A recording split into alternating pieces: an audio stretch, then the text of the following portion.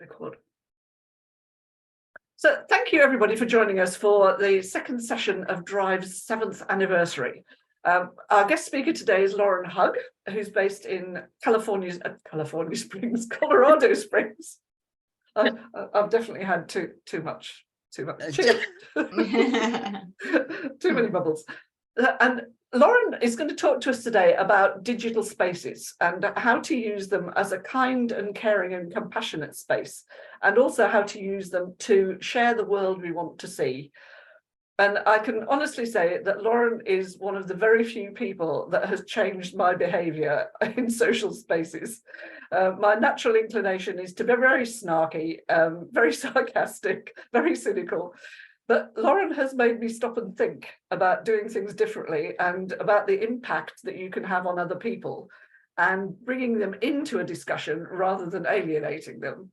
So with that in mind, and Lauren, do tell us more about what you'd like us to think about today.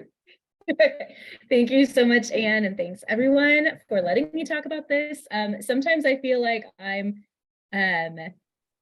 saying things that don't make sense to a lot of the world because so much of the discussion about digital spaces is negative and how it's ruining our ability to be together in person, and it's ruining social skills, it's impacting sleep. I mean, there's all sorts of negative stuff about social spaces, digital spaces, and I've just never seen them that way. So sometimes I wonder if I'm a little bit out there, but I'll just share my perspective on things. I met Anne back in the beginning of like digital spaces when we were all just being our weird, wonderful selves, right? None of us knew how to use any of these things. They were totally brand new. I remember when live streaming first came on, people were just showing everybody the insides of their refrigerators. That just happened to be a thing. That was just streaming when Periscope and Meerkat were the streaming services, right? Like a long time ago. And then these algorithms happened and we started to fall into this way of communicating that is very marketing driven, because they became spaces for marketing to people and advertising to people. So I come at it from a background of, I have a journalism degree, so I pay a lot of attention to media generally.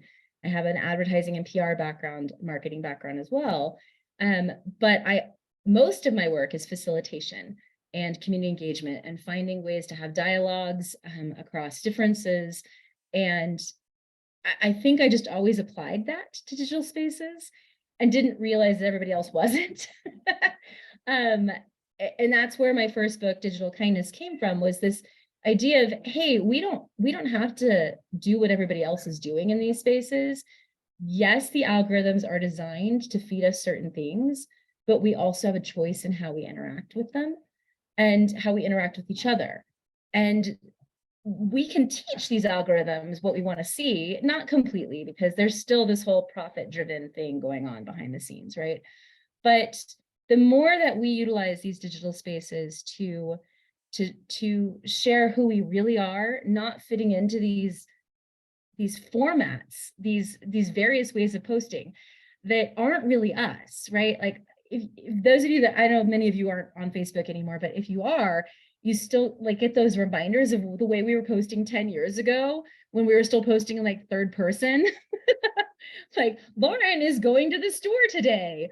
The things that we used to post were so different than the very curated,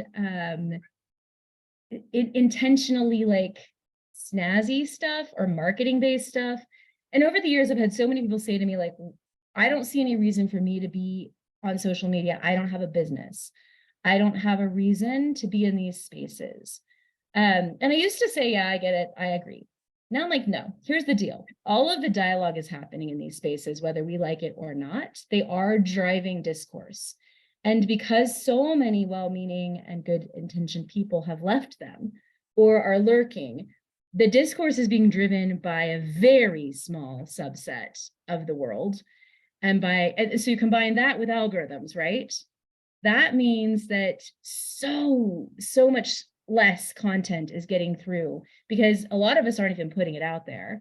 And then it's hard to get around these filters as well. So what I'm going to try to convince you of is that your voice, your perspective, the things that you care about, the things that you love, the things that are meaningful to you matter and should be present in these spaces in whatever ways is safe and makes sense for you.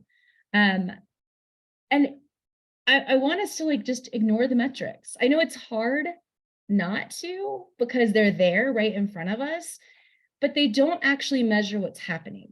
And I've had to have this conversation with so many organizations and individuals, how much is being missed by the data that's being gathered.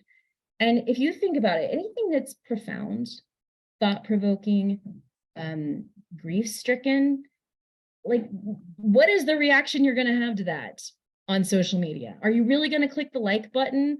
Are you going to write a thumbs up comment? Like the things that make us think we can't engage with in the ways that social media metrics gather engagement data. So many things are being seen by people, are being processed by people, and they'll never tell you that. There's no way for them to really give you that feedback unless you end up with them in a physical space, and they can tell you face to face, or sometimes they'll reach out to you behind the scenes and say, hey, I just need you to know this thing that you put out there really helped me or made me think differently or changed my perspective. We don't have those conversations very often because the way that the spaces are designed doesn't lend itself to those kinds of conversations, but they're happening all of the time. And I started to make a list, I think this will be my next newsletter, of all of the things that I probably never engage with in digital spaces that I think so differently about because I have seen other people talking about them or I've seen their stories. Like this is just a short list. Like, I mean, I can start with Berenice right there. Like I didn't even know that child is not by choice was a thing to think about. And the first probably hundreds of times I saw you talk about it, I didn't interact. I didn't know how to. I didn't know what to say. I didn't know.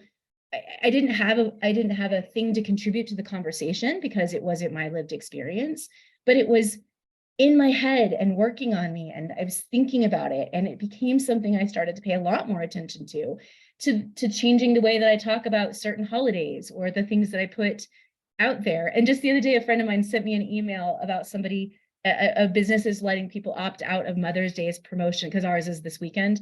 And she's like, have you ever seen anything like this? And I was like, I haven't gotten one, but I have a friend who talks about how important they are. And so her mind was blown, and now she's got a whole awareness of this thing. And I directed her to your podcast, Bernie, and like, so that's just one thing, right? A person here in this group, everything I know about systemic barriers to race, class, gender, every LGBTQ issue, right? Everything I know about that. Yes, I have people in my life, but it's not always easy to just like sit down over coffee and be like, let me tell you about how the world is stacked against me. That's what I'd like to talk about over our coffee meeting today, right? Like we don't always talk about that in physical spaces. Sometimes it's easier to take time to write it down or to share about a moment that you just had. I don't know if I'm gonna offend anybody. I come from a background that denied climate change. So I had to learn all of that from social media spaces and from having conversations with people.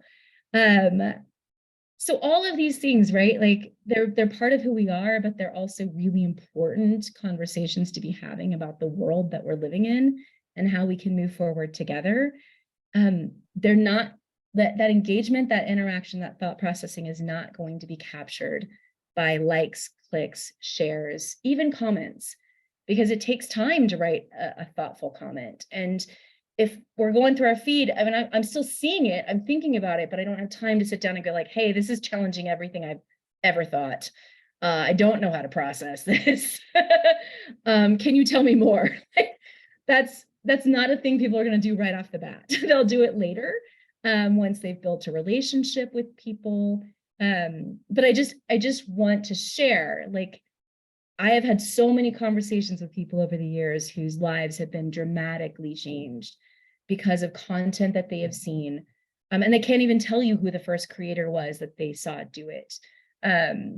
I've thought about listing like creators that influenced me, but then I'm like, that isn't even fair because it's probably like the seventh one that I saw that I started really paying attention to. And there were all these other grains of rice creating this, avalanche. And I can just pinpoint, this was the day that I decided to follow, or the day that I decided to get engaged, to get involved. But there were so many people before that I can't exactly remember, who were in there in my brain, changing the way I think.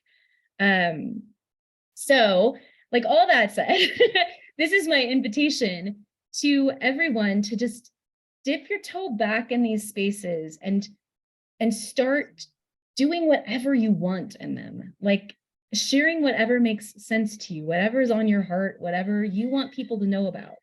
I mean, this is what artists and media companies have been doing for forever. They make up their minds about what they want to show the world, and then they change the world by putting out their content, their creations, in a way that shows a different picture of what we can be. And I love, I don't know how many of y'all, have any of y'all watched Schitt's Creek?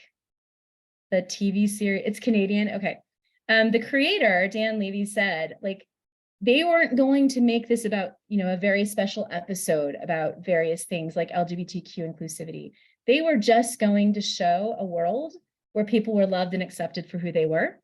And it has had such a profound impact on so many families, because people liked these characters and they weren't like the token anything. They were just humans.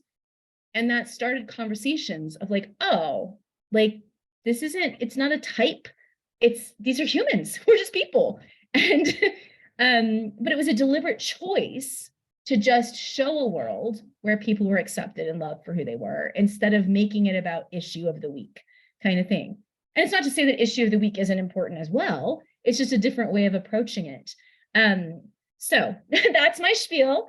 It doesn't matter to me which platforms you're on. I don't try to convince anybody to be on specific ones, but wherever you're at, use these spaces however you want to show this world of like better humans and getting along and building a space where we all thrive, and being intentional about, like Anne mentioned, bringing in different perspectives, being willing to rethink certain things, tagging and including folks when, like, oftentimes there's a topic I don't feel capable of weighing in on, but I can bring somebody else in who does have a lived experience. But it also, like, I just wanted to caveat that, like, it's important to have conversations too, because people don't always want to be brought into those conversations. Like, just because that's somebody's lived experience doesn't mean that they necessarily want to be the spokesperson for that whole experience. So having conversations behind the scenes about like, hey, this is something I don't know how to handle. Can I bring you in? What can I bring you in on? What do you want to talk about? What do you not want to talk about? Is also a way of being respectful too, that we all operate differently in these spaces. And the more that we know that about each other, the more we can have dialogues that are meaningful and build relationships that way. And that is my spiel. Anne. Thank you so much. You've given us a lot to think about there, and I'm sure we'll come up with some good questions when we go into breakout rooms. Thanks, Lauren. That's a great start to the conversation.